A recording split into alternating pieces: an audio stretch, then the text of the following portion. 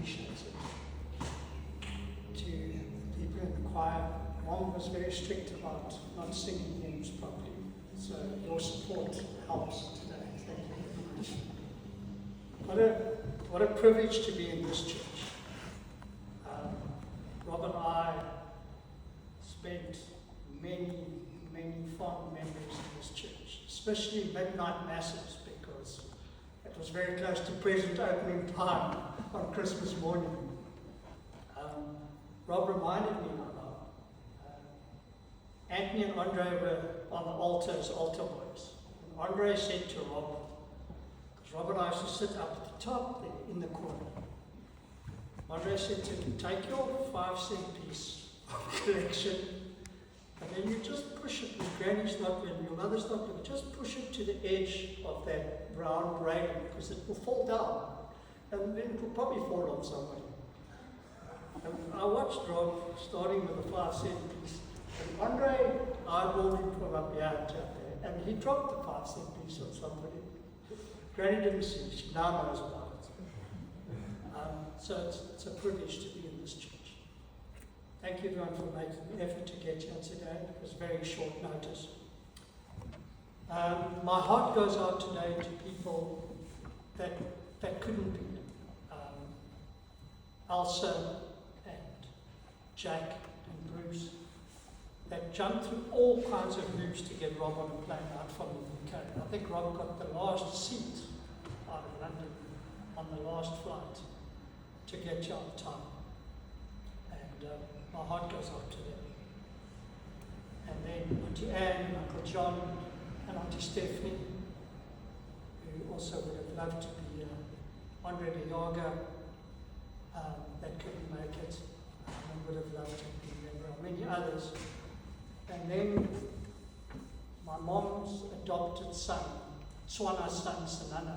It's up in the northern province, doing a better job on my behalf than I should be at. We'll talk about him just now because he sent a letter for Mom.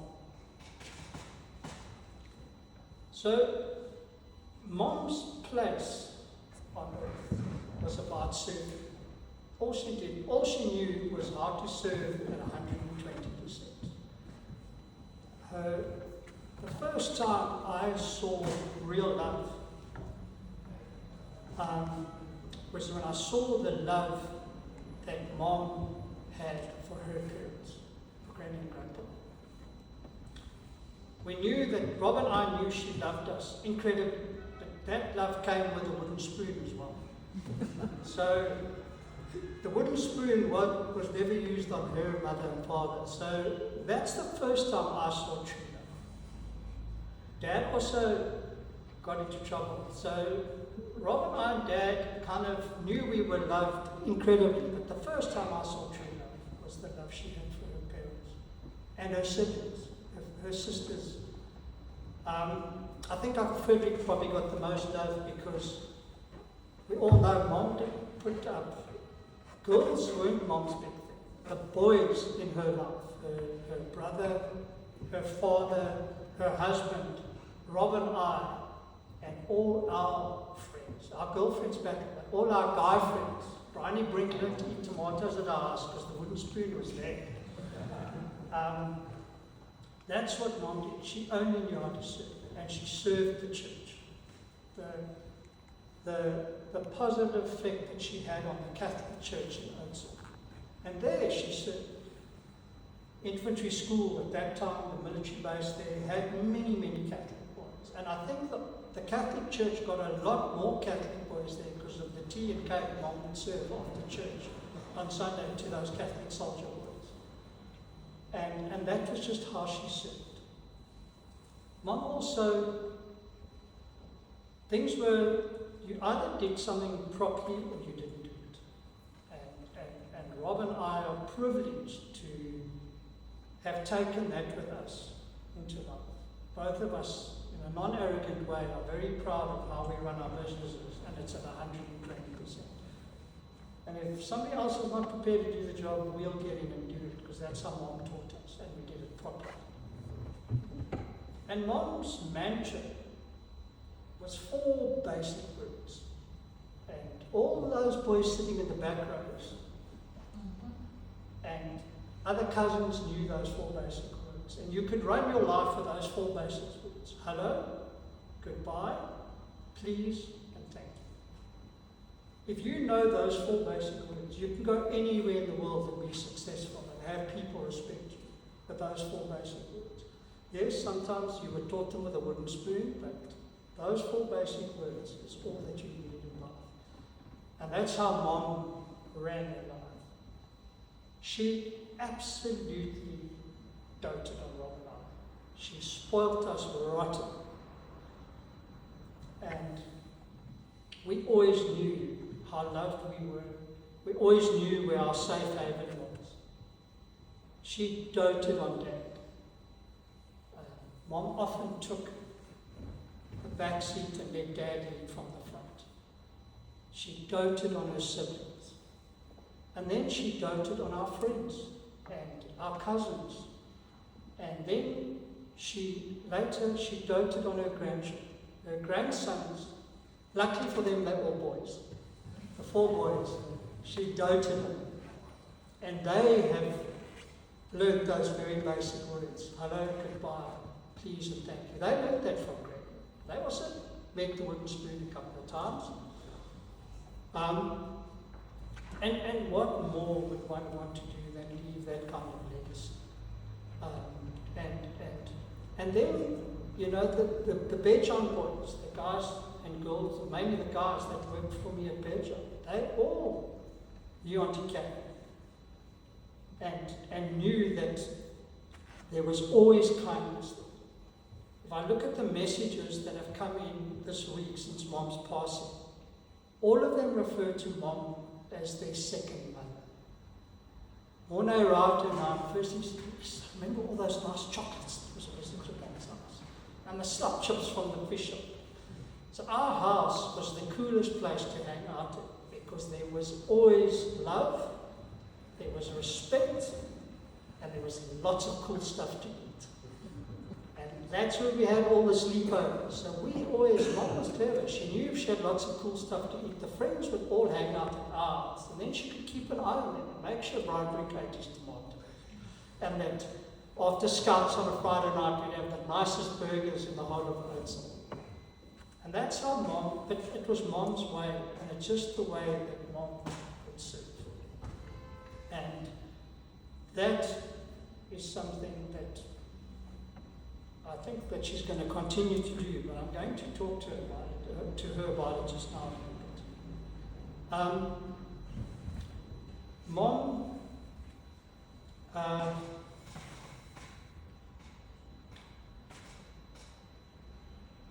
didn't have many friends, but the ones she had, she treated like royalty.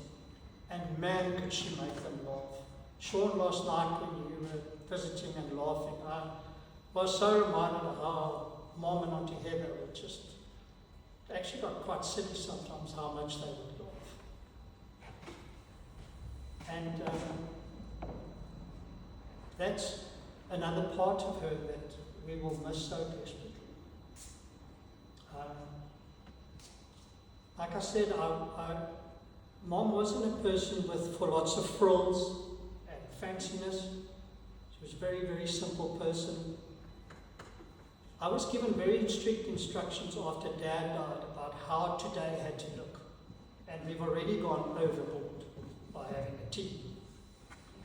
But Mom's here, Mom, I know you're here, but the wooden spoon's not here, so I pushed my boundaries a little bit. So we are making it a little bit more extravagant than what you wanted, Mom. But everyone here loves and misses you so much that that's how it's going to be.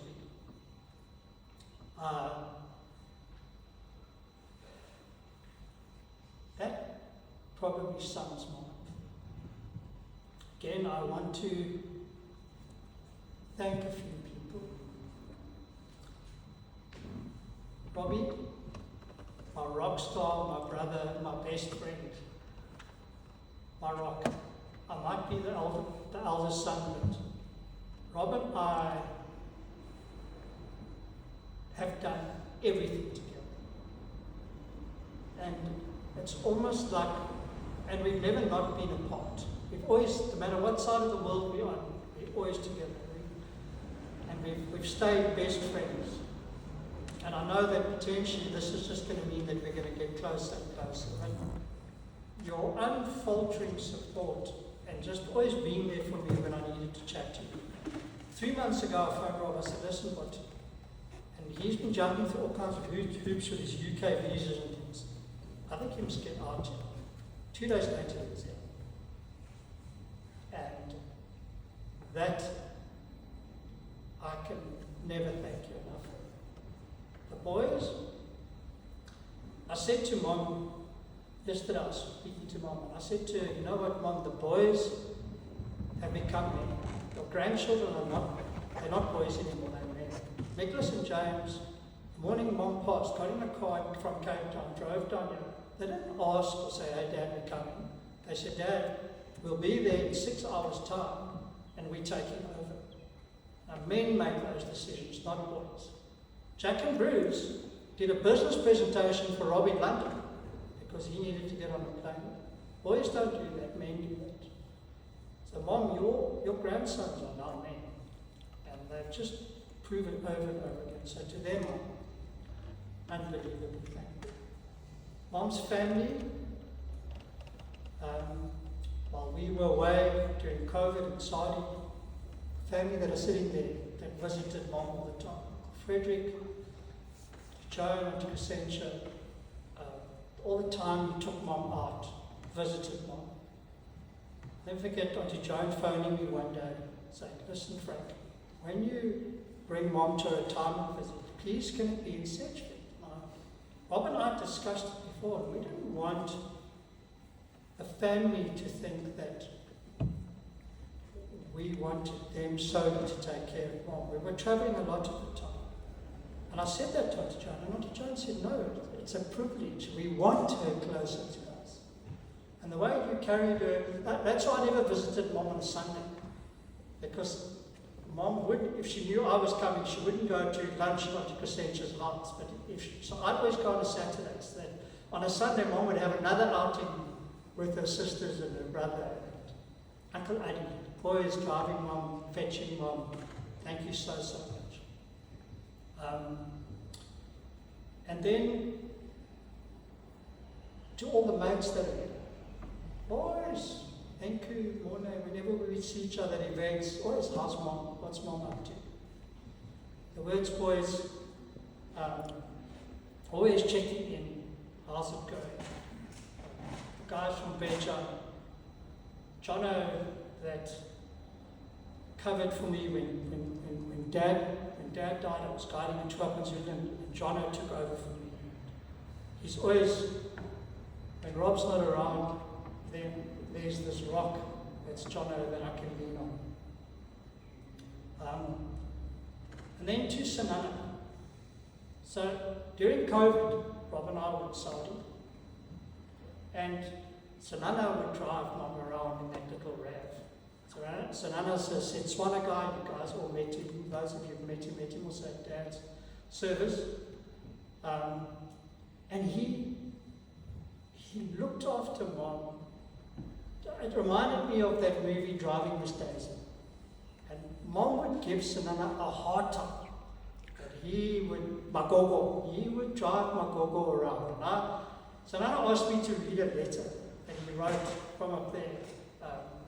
And I'm going to read it.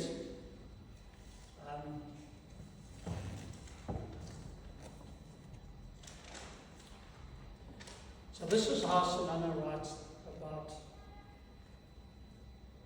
it's always morning, but I hope everything's going well that side. I want to say to you, your mother was a great mother. She was looking after me very well, and thanks to her, I got to say that I have a lot to say about her. She will call me on a Saturday and say, let's go and have lunch. And then she asked me, where do you want to go? I would always say the Spur, and then we'll go to the Spur. Because you weren't here to check on her, she would always have something that comes with ice cream, and I would have a burger. Then we chat lekker. And if the waitress is a lady that talks to me too long, my mother says to my gogo would say, hey, that man is married. And then when I drive and get to the robot, she always say, go. And if I don't go because I'm being safe, she will say to me, oh, you missed your opportunity. I also remember our special language, because everyone knows that Mom's dementia affected her speech. No one understands it, but I understand it, because Sanana spent every day with her at the stores, because Mom was still working in those bedroom stores, right up until the day she moved to Sedgefield. So my gogo would say, Sanana, pass me that dance. And if it was another person, buddy, not even you would know what she wanted, but I knew what that dance was, and I would fetch it for her. When she starts to get old, I was worried because she likes to do everything herself. We were very close, me and her. May her soul rest in peace. So that was what Sanana had to say about his mother. And then the last two people I want to thank are Mom's daughters-in-law. Like I mentioned before, Mom didn't like girlfriends, and the daughters-in-law took a hard time. But they both produced two strapping young boys, so that counted a lot in their favour. But I will say this, that in the end, Mom made peace. One of the last coherent conversations I had with Mom, she said to me, how's that one? So now I've got to check, is it Nikki, James, Nikki? No, that one of yours. I said, oh, Julie. Yes, how's that one? I said, no. And Julie would often visit me. I said to Mom, no, she's fine, Mom. She said, you know, that one used to be very difficult. but she's become much easier. So Mom made her peace. And to Julie, Ulcer's not just, I can't do it in person, I'll do it in person when I see her. But to Julie, all those months in COVID, and Rob and I were in Saudi, Julie looked after me. As difficult as what it was, because Mom gave her gas. Always. When Dad died, Julie was standing next to Mom's side, and she held the fort until we could all get from wherever we were getting to. Another day, the day that I spent with Mom, Julie was there with me the entire time. All this is Julie and her team. I was just told to take orders. You put up a tent, you fetch your own. Julie gathered her team of mini-me's and she got all of this done. So, Jules, I can tell you right now that Mom loves you. You are fine. And I cannot, Robbie and I cannot thank you enough for everything that you did for her. We really appreciate it. Now I've got a few words for Mom. Mom, we all want to thank you for everything you did for us. The way you continue to serve us, to carry us, and to make us laugh, to feed us, and to love us unconditionally, all of us. I want to thank you for it. I want to thank you for everything you taught Rob and I about life, and about how to look after and respect and appreciate a family. But you taught us about faith, and the mark that you've left on us and all our friends and our children and our families. I want to thank you. Mom, I know you and Dad are together now, and I know that finally you are reunited with them. And I know now that you are in an even more powerful position to serve. But Mom, I want to ask you, please try and rest a bit as well. It's going to be difficult, but please let me rest a bit. And just want to let you know, Mom, we love you so much.